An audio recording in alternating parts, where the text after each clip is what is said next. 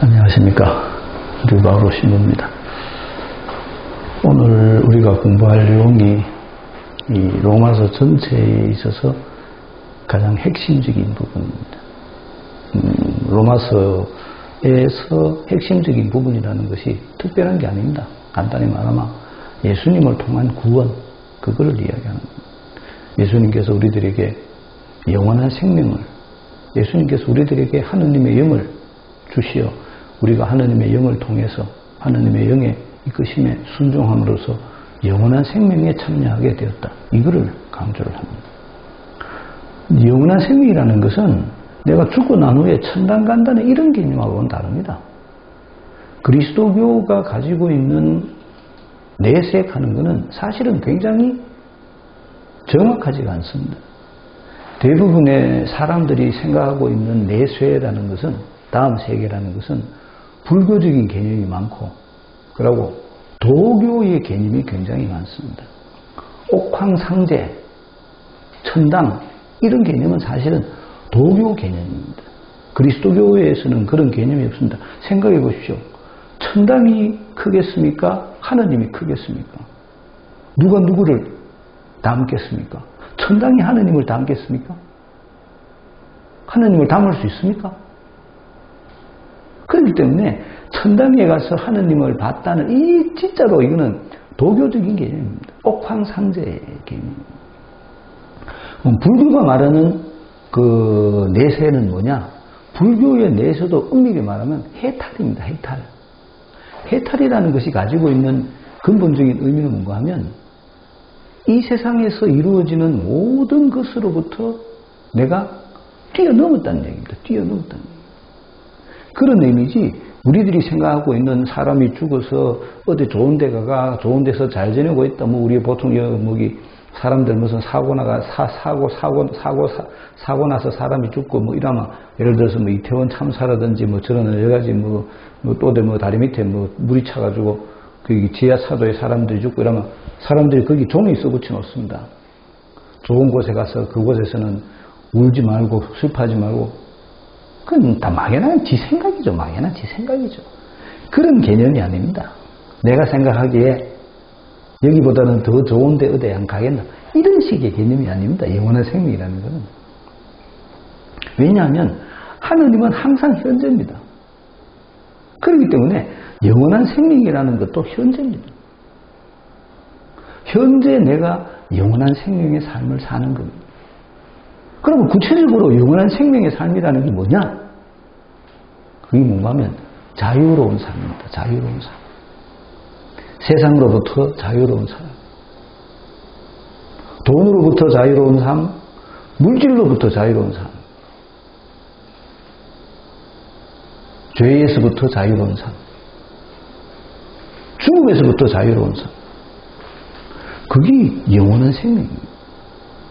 내가 어디에도 묶여있지 않다는 것. 묶여있는 것은 뭐예요? 이거는 죄입니다. 그런데 영원한 생명이라는 것은 아무 곳에서도 묶여있지 않다는 거죠. 제가 얼마 전에 한번 말씀을 드렸는데, 나가사키에 가셔서 우리가 봤던 나가이 다카시 박사. 얼마 전에 가톨릭 신문에 보니까 나가사키 교구에서 그 나가이 다카시 박사 시복 운동을 시작하려고 한다. 그런 기사가 나왔습니다. 그 성당에서 이름도 다 잡은다. 그 주교자 성당에서 쭉 내려오면 나가이 다카시 박사가 살던 기념관도 있고, 그 출판물도 있고, 자기가 살던 그 쪼매난, 정말 요 방만한 한 3평 정도가 요 방만한 살았던 집이 거기 아직도 보존되어 있습니다. 그 양반은 자기가 원폭 피해를 입고도 그런 작은 방에서 집필 활동을 하면서 자기 생을 마감했다는 겁니다. 놀라운 일입니다. 그게 영원한 생명을 보여주는 거예요. 자꾸 이 세상을 떠나서 다른 곳에 가서라고 생각하지 마십시오. 이 세상에서 우리들이 영원한 생명을 보여줘야 돼요. 영원한 생명이라는 것은 뭔가 하면 영적 가치를 추구하는 모습. 영적 가치. 눈에 보이지 않는 가치를 추구하면서 사는 것. 그게 영원한 생명입니다. 그런 삶이 다른 사람에게 영향을 줍니다. 그런 삶이 다른 사람에게 영향을 주기 때문에 그 사람은 계속 살아있는 겁니다.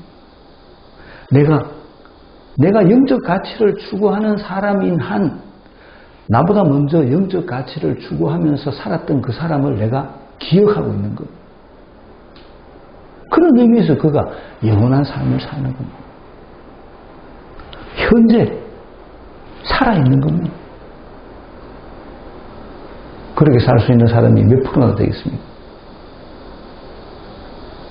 그래서 사실은 그리스도교는 굉장히 어려운 종교입니다. 그런데 그 어려운 종교를 영원한 생명을, 영원한 삶을 추구하는 그 어려운 종교가 실제적으로 내 삶 속에서 조금씩 실현되어야 하는 거예요. 그럴 때 내가 영원한 생명을 사는 사람이라는 모습을 다른 사람들에게 보여줄 수 있는 거예요. 그게 복음화입니다. 복음화. 사랑하는 일입니다. 어제 성경 공부하면서 어떤 분이 질문을 그러면 영원한 생명을 추구하는 삶이라는 것이 뭐냐? 제가 가르쳐 사랑하면서 사십시오. 나를 먼저 생각하지 말고 다른 사람을 먼저 생각하는 그런 삶을 살아보십시오. 그거를 연습을 해보십시오. 연습을. 그런 거를 연습을 하면 내가 내 자신보다 다른 사람을 먼저 생각할 줄 아는 넓은 마음을 가진 사람이 될 수가 있습니다. 그런 넓은 마음을 가진 사람이 영원한 생명을 살아가는 방법입니다. 그리고 또 딴 거는 뭐 하면 됩니까? 두 번째로 중요한 것은 교회 공동체가 내한테 부과한 의무를 소홀히 하지 마십시오. 내가 속해 있는 교회 공동체는 사실은 예수님께서 말씀하셨던 그런 이상적인 모습은 아니지만 우리들 속에서 친교가 이루어져야 되고 우리들이 모두가 참여할 수 있는 그런 교회가 되어야 되고 그리고 우리가 이 세상을 향해서 하느님께서 우리에게 주신 사명을 수행하는 그런 교회가 되어야 됩니다. 신호도 얘기하는 것하고 똑같습니다. 그 중에서 교회 공동체가 우리들에게 부과한, 나에게 부과한 의무를 내가 수행할 줄 알아야 됩니다. 전례에 같이 참석할 줄 알아야 되고 또 본당 활동에 같이 참석할 줄 알아야 되고 그리고 본당을 위한 봉사에 같이 참석할 줄 알아야 되고 그런 것을 같이 참석하는 가운데서 형제들과 나 사이에 진정한 의미에서의 친교가 이루어지는 겁니다. 소수만을 위한 것이 아니라 모든 사람들이 함께 나누는 참된 친교. 사실은 그런 참된 친교가 이루어지기 위한 제일 좋은 조직이 반모임입니다.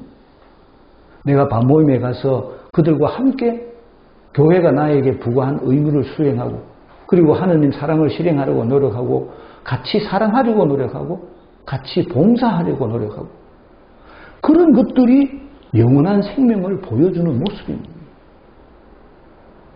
그게 없다면 내가 가지고 있는 믿음은 세상을 위한 믿음밖에 안 됩니다.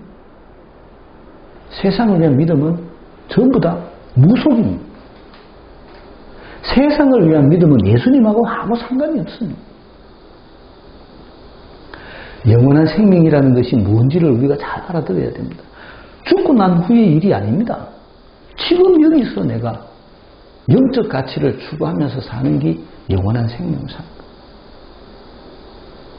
그런 면에서 현대인들은 너무 물질의 풍요로움에 살고 있습니다.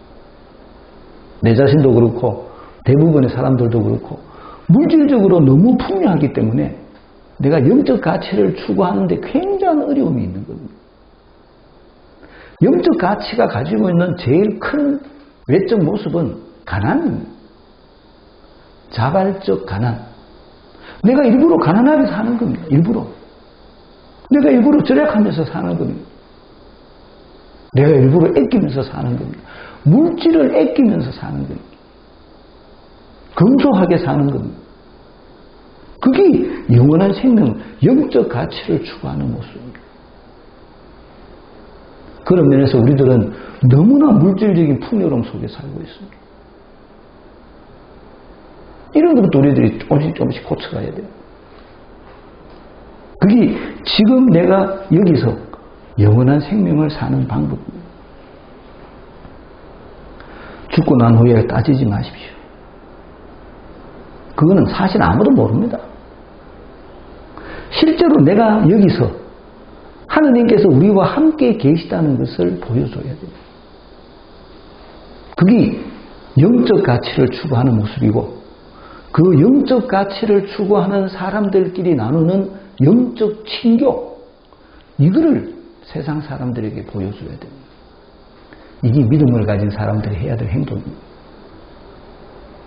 제발 기도해가 하느님한테 복받았다, 은총받았다, 이런 소리 좀, 우리들이 그걸 위해서 하는 건 아니에요. 그거는 저절로 따라오는 거예요. 저절로 따라오는 거예요. 내가 밥 굶는 적이 있었습니까? 내가 옷 벗은 적이 있었습니까? 그거는 저절로 따라오는 거예요. 내가 영적 가치를 추구할 때 나머지 것들은 저절로 이루어지는 거예요. 그 이외의 것은 다 내 욕심입니다. 그 영적 가치, 영원한 것을 추구할 수 있는 길을 우리들에게 가르쳐 주신 분이 예수님이십니다. 당신의 죽음을 통해서, 당신의 죽음 속에 우리들이 육을 죽도록 해준 겁니다. 그리고 당신 안에서 새로이 태어나게 해주셨습니다. 그게 부활입니다. 부활. 영의 부활이라 그랬죠? 내가 예수님 안에서 영의 자녀로 새로이 태어난 겁니다. 새 사람. 그래서 내 속에 하느님의 영이 자리 잡고 있습니다. 그 하느님의 영이 나를 이끌어가는 겁니다.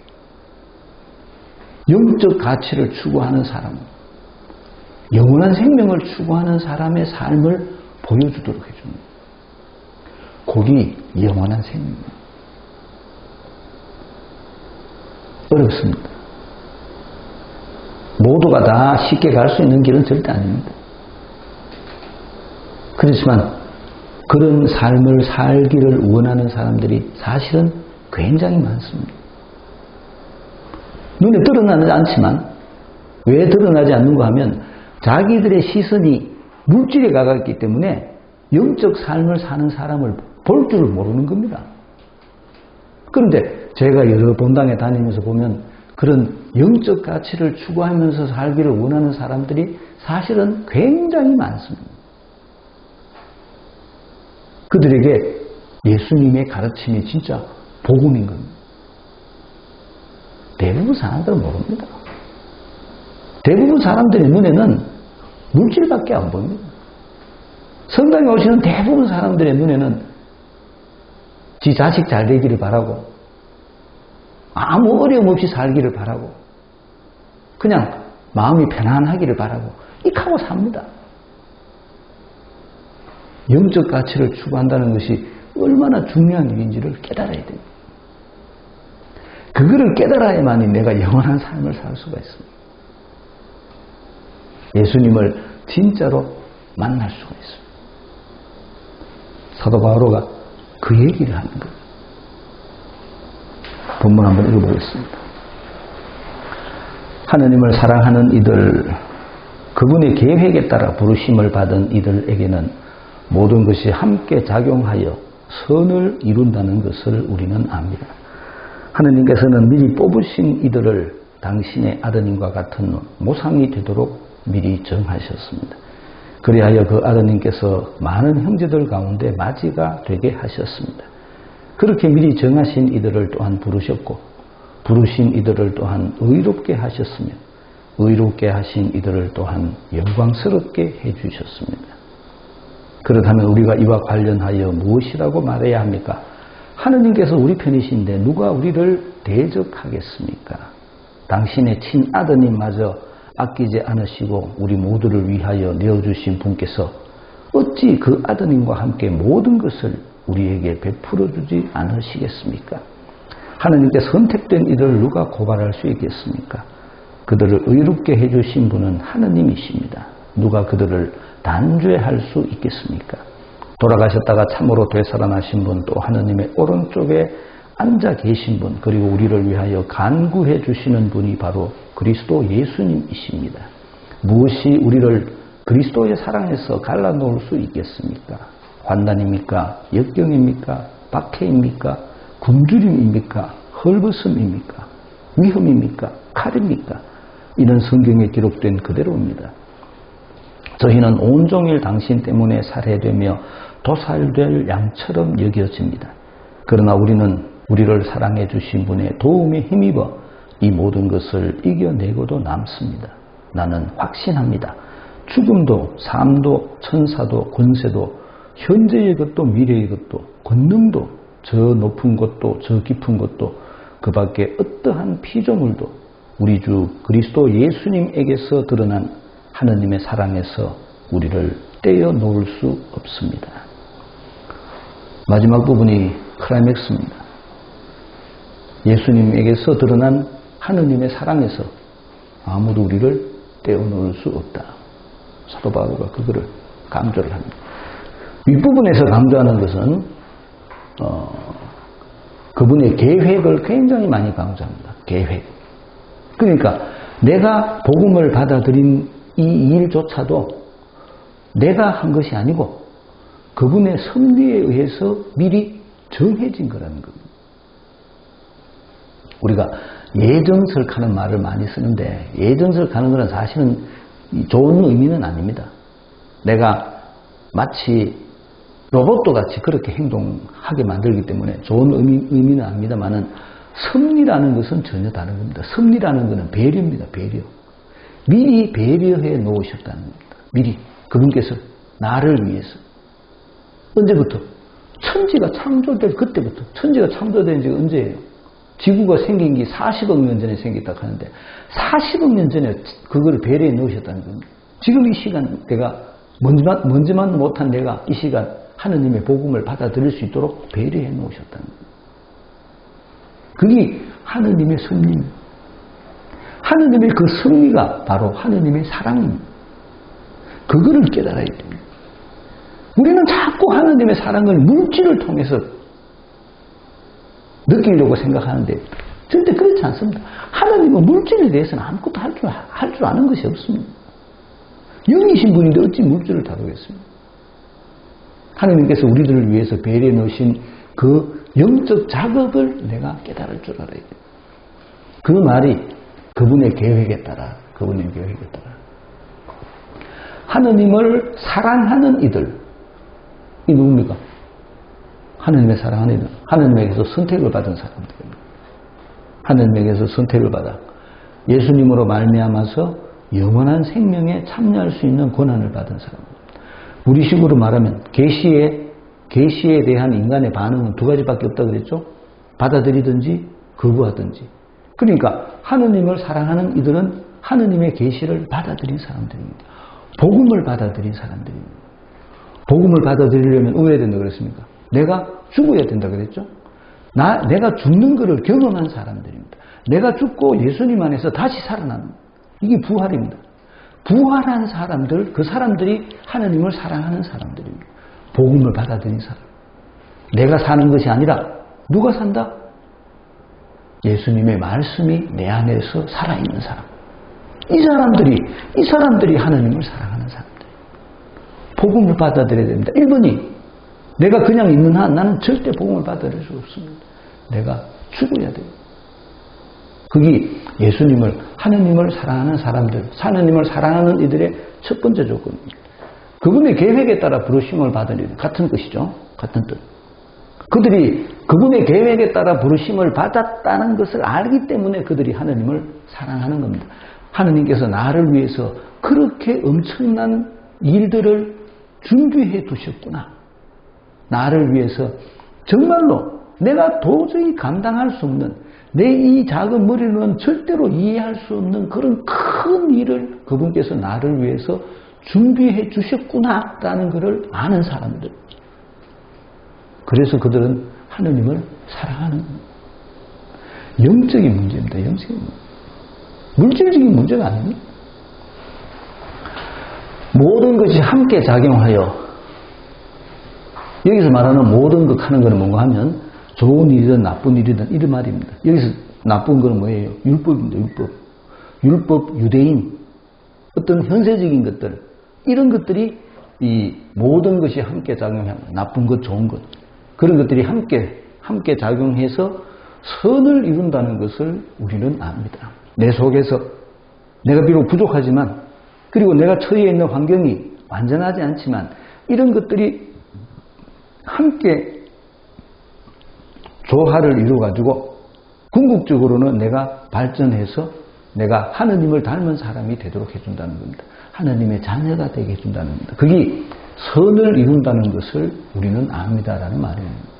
그러니까 내가 마음을 열고 복음을 받아들이기만 하면 내가 처해 있는 환경이 어떻든 간에 그 복음이 내 속에서 자라나서 내가 하느님의 자녀로 살 수 있도록 만들어준다는 겁니다. 그렇게 섭리해 놓으셨다는 겁니다. 하느님께서는 미리 뽑으신 이들을, 이 똑같은 얘기죠. 그분의 계획에 따라 부르심을 받은 이들이 하느님께서 미리 뽑으신 이들입니다. 미리 뽑으신 이들. 섭리라 그랬죠. 미리 뽑으신 이들을 당신의 아드님과 같은 모상이 되도록 미리 정하셨습니다. 아드님과 같은 모상. 여기 영원한 삶, 영원한 생명. 아드님과 같은 모상이 되기 위해서는 어떻게 돼야 됩니까? 아드님이 죽었다가 부활한 것처럼 우리도 죽었다가 부활해야 된다. 그게 아드님과 같은 모상이 되는 겁니다. 아드님과 같은 모상은 나중에 지난번에 얘기했지만 상속자가 된다는 겁니다. 상속자. 영원한 생명을 상속하게 된다는 겁니다. 예수님께서 영원히 살아계시듯이 지금 현재 예수님께서 살아계시듯이 예수님과 함께 같은 모상을 가진 사람도 예수님 안에서 지금 살아있는 겁니다. 그게 영원한 생명입니다. 자꾸 장소적인 개념으로 생각하지 마십시오. 현재 지금 여기 시간과 공간을 뛰어넘어서 요 얘기입니다. 요 얘기. 영원한 생명이라는 말은 부활이라는 말이 그런 얘기죠. 여기 지금 살아있다는 거예요. 여기. 내가 영적 가치를 추구하는 사람이라면 하느님 안에서 내보다 먼저 영적 가치를 추구하다가 세상을 떠난 모든 사람하고 내가 연결되어 있다. 그게 영원한 생명. 그리하여 그 아드님께서 많은 형제 가운데 맞이가 되게 하셨습니다. 예수님이 맞이라 그랬죠? 많은 형제, 여기서 보세요. 많은 형제라고 말합니다. 영적 가치를 추구하는, 영원한 생명을 추구하는, 그래서 예수님을 받아들이고 예수님의 모상이 된, 뭐라고 그랬습니까? 당신의 아드님과 같은 모상이 된 이 사람들, 그 많은 사람들 중에 예수님이 맞이가 되셨다는 거예요. 그렇게 미리 정하신 이들을 부르셨고, 불렀습니다. 믿음은 수동태라고 그랬죠? 내가 하는 게 아니라 그랬죠? 하느님께서 나를 부르셨습니다. 내가 한 거는 예라고 말하는 것밖에 없습니다. 그분을 받아들이는 일입니다. 그분을 받아들이는 일은 그것도 적은 일은 아닙니다. 내가 그분을 받아들이기 위해서는 내가 죽어야 되기 때문에 내가 죽는 것도 내가 한 게 아닙니다. 그분을 받아들이면 저절로 죽게 됩니다. 안 받아들였기 때문에 내가 빳빳하게 살아있는 겁니다. 내가 복음을 받아들이면 내가 짜부러집니다. 복음을 받아들입니다. 마음을 열고 복음을 받아들이는, 이게 회심입니다. 회심. 근데 대부분의 사람들은 복음하고 상관없이 성당에 옵니다. 복음과 상관없이 부르셨고, 부르신 이들을 의롭게 하셨습니다. 왜 어떻게 해서 의롭게 됐습니까? 예수님을 통해서 의롭게 됐습니다. 예수님의 당신의 죽음과 부활을 통해서 우리 모두를 구원해 주셨다. 그 구원이라는 말이 의롭게 해줬다는 겁니다. 의롭게 하신 이들을 또한 영광스럽게 해 주셨습니다. 왜 영광스럽게 됐어요? 내가 하느님과 같은 사람의 모습으로, 하느님의 모습으로 살기 때문에 나를 영광스럽게 됐다는 거예요. 그게 나를 영광스럽게 해줍니다. 인간이 하느님의 모습으로 사는 게 왜 영광스러운가? 그걸 이해를 해야 됩니다. 영적 가치를 모르면 절대 알아들을 수가 없습니다. 그렇다면 우리가 이와 관련하여 무엇이라고 말해야 합니까? 이 말은 뭔가 하면 하느님께서 우리들에게 그렇게 엄청난 은혜를 베풀어 주셨다는 거죠. 그렇게 엄청난 은혜. 아까 우리가 로마서 3장, 4장에 보면 인간은 어떻다 그랬습니다. 인간은 허무 속에 살고 있다 그랬습니다. 인간은 아무것도 아니라 그랬습니다. 아무것도 아닌 인간을 하느님께서는 당신 아드님을 통해서 구원해 주셨다는 거예요. 그게 엄청난 은혜라는 거예요. 엄청난 은혜.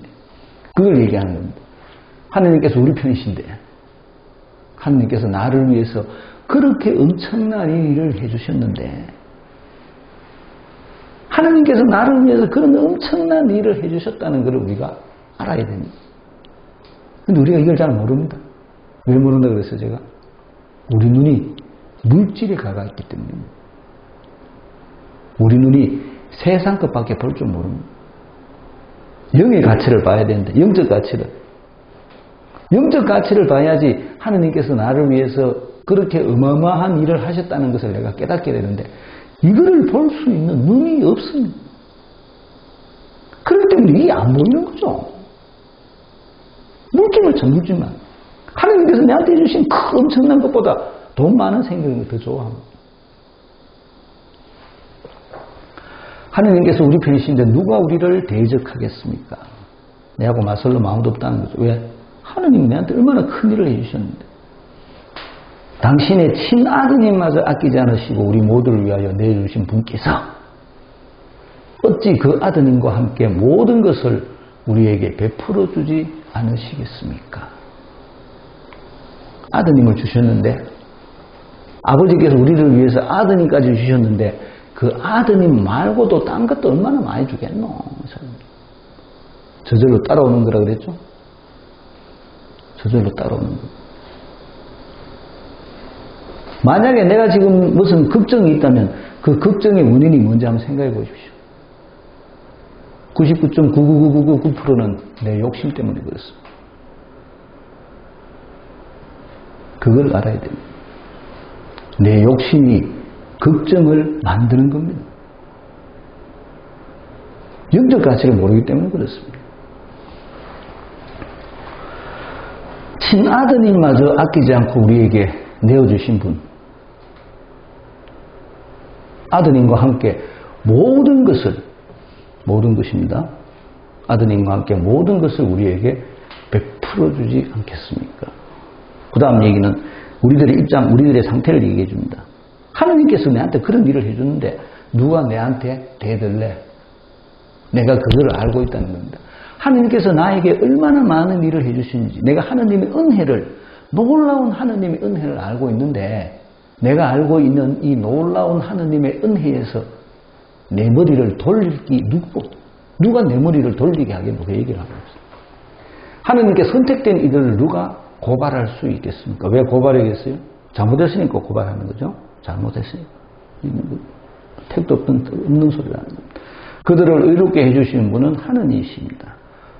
하느님께서 선택된 이들을 고발할 수 없는 이유가 뭔가 하면 그들을 도와주신 분이 하느님이시기 때문에 그렇다는 겁니다. 하느님이 고발 안 했는데 놈이 고발하는 이 소리예요. 하느님이 내 편인데 누가 나한테 대드노 이 소리입니다. 누가 그들을 단죄할 수 있겠습니까? 그들은 다 하느님께 선택된 이들, 돌아가셨다가 참으로 대단하신 분, 또 하느님의 오른쪽에 앉아 계신 분, 그리고 우리를 위하여 강구해 주시는 분이 바로 그리스도 예수님이십니다. 그리스도 예수님이 우리 편인데 누가 나한테 나를 단죄할 수 있다 이 말입니다. 무엇이 우리를 그리스도의 사랑에서 갈라놓을 수 있겠습니까? 그분이 나를 얼마나 사랑하는지 내가 아는데 내가 그분의 사랑과 그렇게 밀접하게 결합되어 있는데 그 사랑에서 나를 떼놓을 수 있는 게 뭐겠노 이 말입니다. 아무것도 떼놓을 수 없다는 말입니다. 조금 뒤 얘기를 합니다. 환난입니까? 역경입니까? 박해입니까? 굶주림입니까? 헐벗음입니까? 위험입니까? 칼입니까? 이는 성경에 기록된 그대로입니다. 저희는 온종일 당신 때문에 살해되며 도살될 양처럼 여겨집니다. 내가 예수님을 통해서 드러난 하느님의 사랑을 알기 때문에 이 세상에서 있는 일들은 내한테는 아무 의미가 없다는 거예요. 그건 내한테 아무 문제가 안 된다. 아무 문제가 안 된다. 어떤 무엇도 하느님의 사랑에서 나를 분리시킬 수 없다는 얘기입니다. 그러나 우리는 우리를 사랑해 주신 분의 도움에 힘입어 이 모든 것을 이겨내고도 남습니다. 나는 확신합니다. 이제부터 영적인 겁니다. 죽음도 삶도 천사도 권세도 현재의 것도 미래의 것도 권능도 저 높은 곳도 저 깊은 곳도 그 밖에 어떠한 피조물입니다. 세상에 속했는 거, 물질, 피조물 이런 겁니다. 우리 주 그리스도 예수님에게서 드러난 하나님의 사랑에서 우리를 떼어놓을 수 없습니다. 예수님이 우리들에게 하나님의 사랑을 보여주셨다는 겁니다. 그리고 내가 그거를 알고 있다. 그거를 알고 있는데 누가 나로 하여금 그 하나님의 사랑에서 나를 떨어지게 하겠느냐. 아무도 그렇게 떨어지게 할 수가 없다. 사도 바울의 놀라운 신앙 고백입니다. 사도 바울은 로마에 있는 사람들에게 이 편지를 통해서 하나님, 예수님을 통해서 우리가 받은 하나님의 사랑이 얼마나 놀라운 것인지를 알려주는 겁니다. 이것조차도 영적 세계를 볼 줄 아는 눈이 있어야만이 볼 줄 압니다. 복음을 들을 수 있는 귀가 있어야만이 들을 수 있습니다. 그게 없으면 안 됩니다. 어떻게 생긴다고?